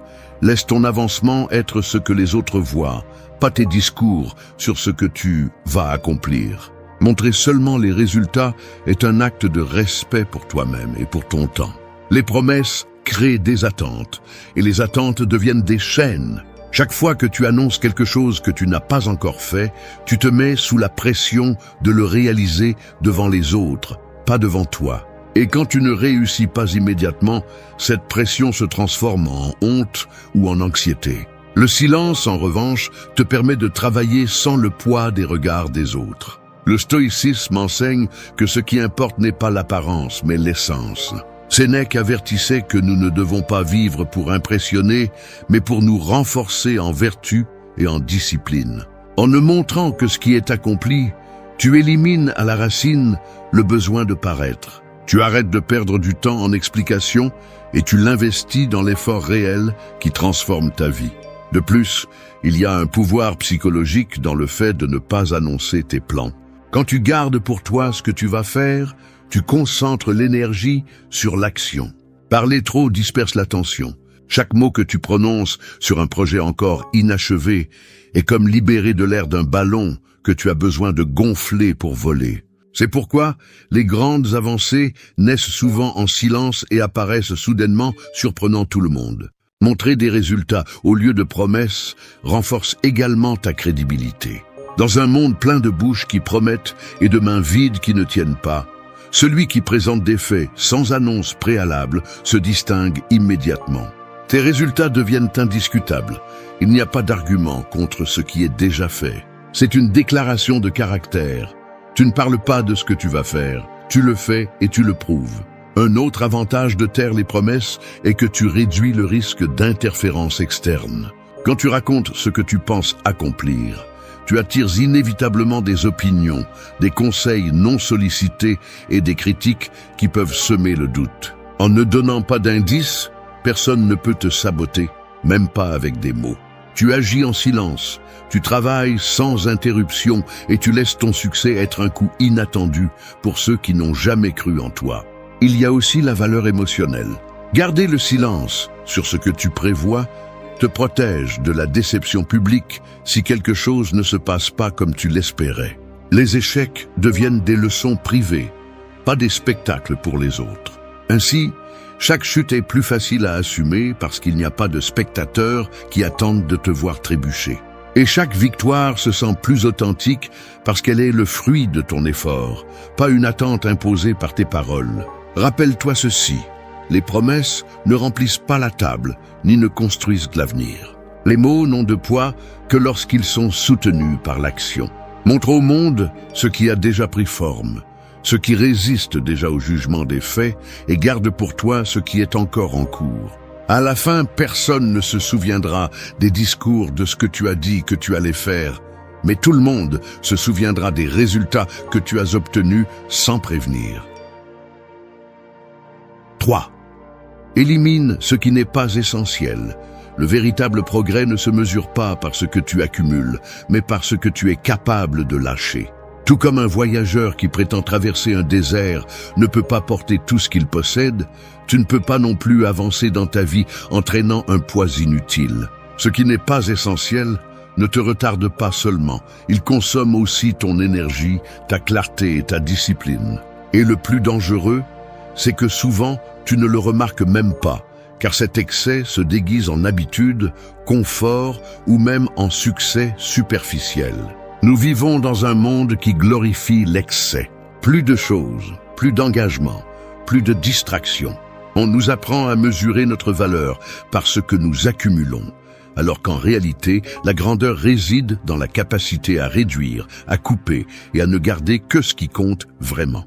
Sénèque l'a dit crûment, ce n'est pas que nous avons peu de temps, c'est que nous en gaspillons beaucoup. Et la majorité de ce gaspillage provient de ce qui n'est pas essentiel dans nos vies. Pense à une forêt dense et enchevêtrée. Parmi tant de broussailles, les arbres les plus forts luttent pour grandir, mais l'excès les limite. Si tu nettoies le terrain, les arbres respirent, grandissent plus haut et se renforcent. Il en va de même pour toi. Lorsque tu retires de ta vie ce qui est superflu, l'essentiel fleurit avec plus de force. Éliminer l'inutile n'est pas une perte. C'est un investissement dans ta clarté et ton pouvoir personnel. Il ne s'agit pas seulement d'objets, bien qu'ils pèsent aussi. Regarde ton environnement. Combien de choses accumules-tu que tu n'utilises pas, qui ne font qu'occuper de l'espace? Chaque objet inutile n'est pas seulement de la poussière dans ta maison, c'est aussi du bruit dans ton esprit. Mais le plus grave se trouve dans l'intangible. Des relations qui n'apportent rien, des engagements qui épuisent ton temps, des pensées répétitives qui t'empêchent d'avancer. C'est là que se cache le véritable fardeau. Éliminer ce qui n'est pas essentiel exige du courage. Car souvent, l'inutile est enveloppé dans l'illusion de la sécurité. Tu maintiens des emplois, des habitudes ou des amitiés qui ne t'apportent plus rien simplement parce qu'il est inconfortable de les lâcher. Mais demande-toi, quel prix paies-tu pour soutenir ce qui n'a plus de sens? La réponse est toujours la même. Tu sacrifies ta liberté, ton énergie et ta possibilité de grandir. Le stoïcisme t'invite à simplifier. Épictète conseillait de distinguer ce qui est sous ton contrôle de ce qui ne l'est pas, et de centrer ta vie uniquement sur le premier. Tout le reste, aussi attrayant soit-il, est sans importance. La discipline d'éliminer l'inutile est au fond un acte d'autocontrôle. Elle t'oblige à reconnaître que tu ne peux pas tout faire, tu ne peux pas être partout, tu ne peux pas plaire à tout le monde. Tu ne peux que choisir l'essentiel et t'y consacrer avec un engagement total. Fais un inventaire de ta vie. Demande-toi avec une brutalité honnête, est-ce que cela me rapproche de ce que je veux ou m'en éloigne? Si cela ne s'ajoute pas, cela se soustrait. Et si cela se soustrait, élimine-le. L'esprit se clarifie lorsque tu cesses de porter ce dont tu n'as pas besoin. Le temps se multiplie lorsque tu ne le donnes plus à l'inutile. Et la discipline se renforce lorsque tu concentres toute ton énergie sur ce qui compte vraiment. Éliminer ce qui n'est pas essentiel n'est pas un sacrifice, c'est un acte de libération. Car chaque chose inutile que tu lâches fait de la place pour l'important. Celui qui comprend cette leçon vit avec plus de légèreté, plus de concentration et plus de pouvoir sur lui-même. La vie ne consiste pas à avoir plus, mais à être plus. Et on n'est plus que lorsque l'on apprend à vivre avec l'essentiel. 4. Construis une routine solide et personnelle. Le chaos est l'ennemi silencieux du progrès. Là où il n'y a pas d'ordre, le temps s'échappe comme du sable entre les doigts et le potentiel est gaspillé. Celui qui n'établit pas une routine vit à la merci des impulsions, des circonstances et des distractions externes. Si tu veux des résultats réels, tu as besoin de plus que de la motivation. Tu as besoin d'une routine qui te soutienne même les jours où tu n'as pas envie de continuer. Pense à une rivière en crue. L'eau a de la force, mais sans lit, elle détruit plus qu'elle ne nourrit. Au contraire, lorsque le lit est solide, l'eau coule avec direction et fertilise tout sur son passage. Ta routine est ce lit. Elle n'est pas là pour t'enchaîner, mais pour canaliser ton énergie là où elle doit aller. Sans elle, tu peux avoir du talent, de grandes idées et de la détermination, mais tu perdras de la force au milieu du désordre quotidien. Une routine solide ne signifie pas répéter un modèle rigide qui t'étouffe. Il s'agit de concevoir un système qui fonctionne pour toi, qui protège ton temps et qui transforme les actions clés en habitudes inévitables. Les stoïciens comprenaient que la discipline n'est pas une prison, mais un outil pour la liberté. Marc Aurèle se levait chaque jour avec la même réflexion, se rappeler qu'il était fait pour le travail, pas pour le loisir. C'est ce que fait la routine. Te rappeler qui tu es et pourquoi tu es ici, même lorsque ton humeur veut te tromper. Construire une routine personnelle implique une honnêteté brutale. Tu dois reconnaître quelles sont les activités qui te rapprochent vraiment de tes objectifs et lesquelles ne font que remplir l'espace pour que tu te sentes occupé. Beaucoup confondent être occupé avec progresser, mais ce n'est pas la même chose. Une routine efficace élimine le bruit et réserve tes meilleures heures pour ce qui exige ta concentration maximale. La solidité de la routine te protège les jours difficiles. Il y aura des matins où tu ne voudras pas te lever tôt, des moments où les distractions t'appelleront avec force, ou des après-midi où ton esprit cherchera des excuses pour repousser l'important. C'est là que la routine entre en jeu. Elle ne te demande pas si tu veux le faire. Elle te rappelle simplement que c'est ce que tu dois faire. C'est ton ancre au milieu du chaos. Mais il ne suffit pas d'avoir une routine. Elle doit être personnelle. Ce qui fonctionne pour les autres peut ne pas te convenir. Tu dois t'observer, comprendre tes rythmes d'énergie et ajuster tes habitudes à ta propre nature. Un véritable progrès n'est pas atteint en copiant la vie d'un autre, mais en construisant un système adapté à ta réalité, mais assez solide pour ne pas s'effondrer face au moindre imprévu. L'erreur la plus courante est de chercher la motivation au lieu de construire des habitudes. La motivation est volatile. Un jour elle est avec toi, le lendemain elle disparaît. La routine, en revanche, ne dépend pas de ton état émotionnel. C'est ce que tu fais sans négocier avec ton humeur. parce que tu as décidé que cela fait partie de ton identité. Celui qui se discipline dans la routine ne se demande plus s'il en a envie, il agit simplement. Imagine que chaque bloc de ta routine est une brique. Au début, cela semble insignifiant, mais avec le temps, ces briques élèvent des murs solides qui protègent ton progrès. Chaque heure que tu consacres à la bonne habitude est un pas de plus vers la vie que tu désires. Construire une routine solide et personnelle n'est pas une option pour celui qui veut progresser. C'est une condition indispensable. Parce que le succès n'arrive pas par accident ni par des coups de chance. Il arrive comme le résultat de petites actions répétées jour après jour, jusqu'à ce que l'effort accumulé se transforme en résultats inévitables. Celui qui maîtrise sa routine maîtrise son destin. 5. Écrivez vos objectifs et revoyez-les fréquemment. Un esprit sans direction est comme un bateau sans boussole. Il peut avoir un moteur puissant, mais il finira à la dérive, emporté par des courants étrangers. Il en va de même pour ceux qui comptent sur se souvenir de leurs objectifs sans les écrire. Les idées qui ne sont pas mises sur papier deviennent fragiles, se diluent avec le temps et finissent par se perdre parmi de nouvelles distractions. Écrire vos objectifs n'est pas un acte trivial. C'est une déclaration d'intention envers vous-même. Le simple fait de les écrire transforme un désir abstrait en un engagement concret. Quand qu'elles restent dans l'esprit, les objectifs ne sont que des fantasmes. Lorsque vous les écrivez, vous leur donnez forme, poids et direction. C'est comme tracer une carte. Il ne suffit pas d'avoir une idée vague de la destination. Vous devez voir le chemin clairement pour pouvoir le parcourir. Chaque mot que vous mettez sur papier devient une encre qui vous rappelle où vous devez aller, même lorsque les émotions tentent de vous détourner. Les stoïciens valorisaient l'exercice de la réflexion écrite. Marc Aurèle, dans ses méditations, écrivait pour lui-même, pas pour les autres. Il le faisait pour garder l'esprit aligné avec ses principes, pour revenir à l'essentiel lorsque les préoccupations de l'Empire le poussaient vers le désordre. Écrire ne sert pas seulement à organiser vos objectifs, cela ordonne également votre pensée, vous confronte à vos contradictions et vous oblige à être honnête sur ce que vous cherchez réellement. Lorsque vous écrivez vos objectifs, vous cessez de les fuir. Vous ne pouvez pas prétendre que vous ne les avez pas dit, vous ne pouvez pas les changer chaque jour selon votre humeur. Ils restent là, fermes, comme un rappel silencieux de ce que vous avez promis à votre avenir. Ce malaise est nécessaire, car il vous oblige à rendre des comptes à vous-même. Mais il ne suffit pas de les écrire une seule fois et de les oublier. Un objectif non révisé se flétrit. La révision fréquente maintient la direction vivante et permet d'ajuster le cap si nécessaire.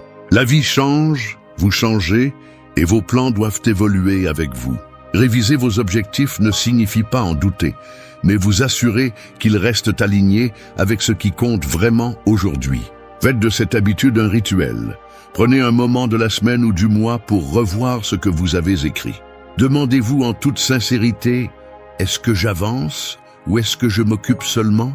Est-ce que je poursuis cela parce que je le veux ou parce que je l'ai voulu une fois et que je n'ai pas osé le lâcher? Cette pratique évite de gaspiller des années sur des chemins qui ont cessé d'avoir un sens. De plus, écrire et revoir vos objectifs renforce votre discipline. Chaque fois que vous les lisez, vous renforcez l'engagement émotionnel envers eux. C'est comme si vous rallumiez le feu intérieur qui vous a poussé à commencer. Dans les jours difficiles, cette liste écrite sera le rappel qui vous maintiendra ferme lorsque la motivation aura disparu. Un objectif clair sur le papier élimine également les excuses. Vous ne pouvez pas vous tromper en disant que vous ne saviez pas ce que vous vouliez accomplir, ni blâmer les autres pour vos déviations. Le papier ne ment pas, et cette transparence brutale est le meilleur moteur pour continuer à avancer. Beaucoup sous-estiment cette habitude parce qu'elle semble trop simple. Mais c'est justement dans la simplicité que réside sa puissance. Vous n'avez pas besoin d'applications sophistiquées ni de systèmes compliqués. Un cahier et un stylo suffisent. L'acte physique d'écrire grave l'intention plus profondément que toute note numérique éphémère. Le progrès n'est pas le fruit du hasard, mais de la clarté.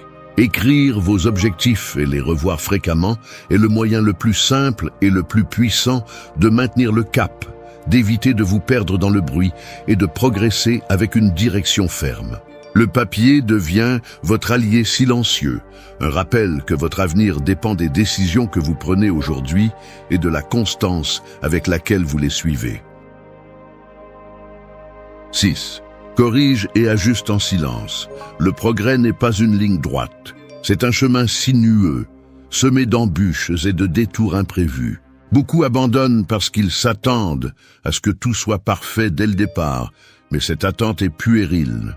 Les véritables avancées appartiennent à ceux qui acceptent les erreurs comme partie intégrante du voyage et apprennent à les corriger avec sérénité. Pourtant, le plus important n'est pas seulement de corriger, mais de le faire en silence, sans transformer chaque ajustement en spectacle public. Pense à un horloger réparant une vieille montre. Il n'a pas besoin d'annoncer chaque vis qu'il tourne, ni d'expliquer chaque engrenage qu'il manipule. Il travaille avec précision, en silence, concentré pour que chaque pièce trouve sa place. Tu devrais aborder ton propre progrès de la même manière, avec calme, sans fanfare, en ajustant là où c'est nécessaire jusqu'à ce que tout fonctionne. Parler des erreurs pendant qu'on les corrige ne les fait pas disparaître. Au contraire, cela leur donne une visibilité inutile et vole de l'énergie à la solution. Le silence dans le processus de correction est une manière de protéger ta concentration. Chaque fois que tu exposes tes échecs ou les changements que tu comptes faire, tu t'ouvres aux opinions, aux jugements ou aux conseils qui, loin d'aider, risquent de te détourner. Le progrès a besoin de concentration, pas de bruit. Ajuster en silence signifie que ta priorité est le résultat, pas ce que les autres pensent du chemin. Les stoïciens enseignaient qu'il ne faut pas se soucier du regard extérieur, mais de notre vertu et de notre discipline. Sénèque insistait sur le fait que le sage ne se justifie pas et ne cherche pas d'excuses. Il agit simplement mieux la fois suivante. Corriger en silence, c'est appliquer cette leçon. Tu ne cherches ni approbation ni compassion, tu cherches l'efficacité. Accepter l'erreur sans dramatiser est un signe de force. Certains, au moindre faux pas, rendent public leurs remords ou leurs frustrations, comme si exposer leurs blessures pouvait la guérir. Mais ce besoin de montrer sa faiblesse ne fait que retarder la guérison. L'erreur ne te définit pas. Ce qui te définit, c'est la manière dont tu y réponds. Et la réponse la plus puissante, c'est l'action silencieuse qui transforme l'échec en apprentissage. Ajuster en silence, c'est aussi faire preuve de flexibilité. Souvent, le plan initial doit être modifié, et il n'y a aucune honte à cela. S'accrocher à un plan par orgueil, c'est se condamner à la stagnation. Celui qui ose corriger fait preuve d'intelligence. Celui qui le fait discrètement montre de la maturité. Quand tu apprends à changer de cap avec naturel et discrétion, tu avances plus vite parce que tu ne perds pas de temps à te justifier. En outre, chaque correction silencieuse renforce ta maîtrise de soi. Travailler à t'améliorer sans dépendre de la validation extérieure t'apprend à faire confiance à ton propre jugement. Tu n'as pas besoin d'applaudissements pour avoir identifié l'erreur, ni pour l'avoir corrigée. Le vrai progrès est une récompense en soi. Il y a aussi un aspect émotionnel.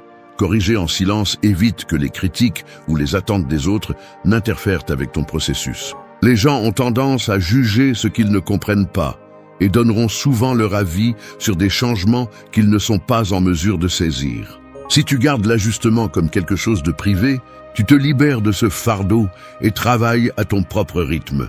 Pense aux grands inventeurs, artistes et leaders. Tous ont dû corriger encore et encore avant d'atteindre quelque chose d'admirable. Leur première version était rarement parfaite, mais ils n'ont pas arrêté leur élan pour s'expliquer au monde. Ils ont continué, peaufinant en silence, jusqu'à ce que leur œuvre parle pour eux. La véritable force ne réside pas dans le fait de ne pas échouer, mais dans celui de se relever, de corriger et d'aller de l'avant sans transformer chaque pas en discours. Chaque erreur que tu surmontes en silence devient une brique qui renforce ton caractère.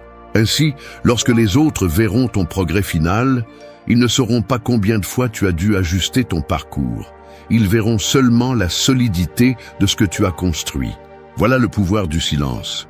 Il transforme tes faux pas en fondations invisibles sur lesquelles s'élève ta grandeur. 7.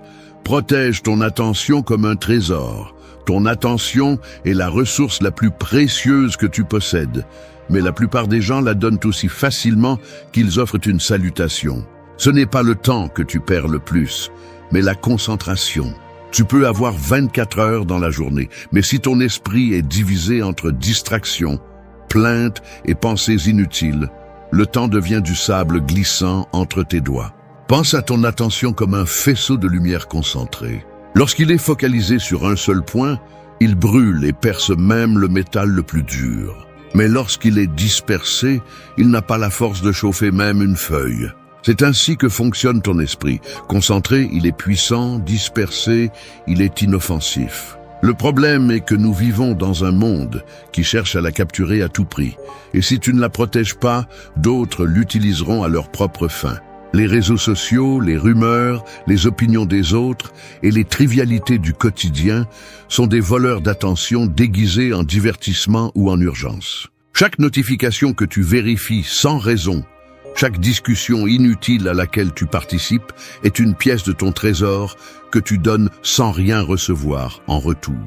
C'est pourquoi le progrès ne se mesure pas seulement par ce que tu fais, mais aussi par ce que tu décides d'ignorer. Les stoïciens mettaient déjà en garde contre cela. Épictète disait que nous ne pouvons pas contrôler les choses extérieures, mais que nous pouvons contrôler ce que nous laissons entrer dans notre esprit. Si tu permets à tout d'envahir ton attention, tu deviens l'esclave du chaos. Protéger ton attention signifie ériger un mur invisible qui filtre ce qui mérite ton énergie mentale et ce qui ne le mérite pas. L'attention, une fois fragmentée, est difficile à récupérer. C'est pourquoi tu dois apprendre à la garder comme si c'était de l'or, en limitant le temps que tu consacres au bruit, en t'éloignant des conversations qui n'apportent rien et en résistant à la tentation de réagir à chaque stimulus. Le silence stratégique dont nous avons parlé jusqu'à présent trouve sa force ici, car seul celui qui maîtrise son attention peut rester silencieux face à ce qui ne mérite pas de réponse. La protection de ton attention est aussi une déclaration de priorité. Ce qui reçoit ton attention constante se renforce, ce que tu ignores se flétrit. Si chaque jour tu donnes ta meilleure énergie à des choses triviales, ne t'attends pas à voir grandir ce qui compte vraiment. Celui qui avance vraiment choisit avec soin où il investit ses pensées, car il sait que la concentration est le sol fertile où germent les actions. Cet acte de protéger ton attention ne consiste pas à devenir indifférent au monde, mais à ne pas permettre au monde de décider pour toi. Chaque fois que tu résistes aux distractions, tu affirmes ta liberté. Chaque fois que tu choisis d'ignorer ce qui est sans importance, ton esprit devient plus aiguisé, plus fort et plus difficile à briser. Ton attention est une arme et un refuge. Si tu la perds, tu perds le contrôle de ta vie. Si tu la maîtrises, tu construis le progrès dont d'autres ne font que rêver. Protège ton attention comme le trésor qu'elle est, car tout ce que tu es capable d'accomplir en dépend. 8. Célèbre le progrès uniquement en privé. Tout ce qui brille ne doit pas être montré au monde. Nous vivons à une époque où les gens ressentent le besoin d'annoncer chaque réalisation, aussi petite soit-elle, en attendant des réactions, des applaudissements et une validation externe. Mais cette quête constante de reconnaissance est un piège subtil qui affaiblit le caractère. Celui qui apprend à célébrer en privé conserve sa force intacte, car il ne dépend pas des applaudissements des autres pour se sentir en paix avec ses progrès. Le véritable progrès n'a pas besoin de publicité. C'est comme la croissance des racines d'un arbre, profonde, silencieuse et invisible pour les autres, mais absolument vitale. Lorsque tu célèbres en silence, tu protèges l'essence de ton succès du bruit et des attentes des autres. Il n'y a rien à prouver, car la récompense n'est pas dans l'approbation publique, mais dans la satisfaction intime de savoir que tu as donné le meilleur de toi-même. Chaque fois que tu montres tes victoires au monde, tu ouvres la porte aux comparaisons, aux jugements et aux critiques inutiles. Même les éloges peuvent être dangereux. Ils gonflent l'ego et génèrent une pression pour maintenir une image. Le silence te libère de ce fardeau, car il te permet de profiter de ce que tu as accompli sans en faire un spectacle. Les stoïciens croyaient que la véritable valeur d'une action réside dans sa vertu, pas dans sa renommée. Sénèque avertissait que la gloire externe est volatile, mais l'honneur interne perdure. Célébrer en privé est une façon de te rendre hommage à toi-même, de reconnaître ton effort sans céder le contrôle de ta joie aux autres. De plus, l'habitude de partager chaque réalisation peut épuiser ta motivation. Lorsque l'applaudissement externe devient la récompense principale, tu cesses de travailler pour le progrès en soi et tu commences à le faire pour la reconnaissance. C'est une chaîne invisible qui piège beaucoup de gens et leur vole leur authenticité. Célèbre en privé pour garder ton focus sur ce qui compte. Continuer à avancer. Garde ces moments pour toi, ou partage-les seulement avec ceux qui valorisent vraiment ta croissance, pas avec ceux qui la jugent ou l'envient. La véritable victoire n'a pas besoin de bruit. Le fier silence de savoir que tu as grandi, que tu as surmonté un défi et que tu es un pas de plus vers la personne que tu veux être suffit. Le silence, lors de la célébration, n'éteint pas la grandeur de ton succès. Il l'amplifie, parce qu'il le protège de la superficialité et maintient vivante la flamme interne qui te pousse à continuer. Celui qui apprend à savourer ses victoires en silence démontre qu'il n'a pas besoin de témoins pour se sentir complet. Sa propre conscience lui suffit.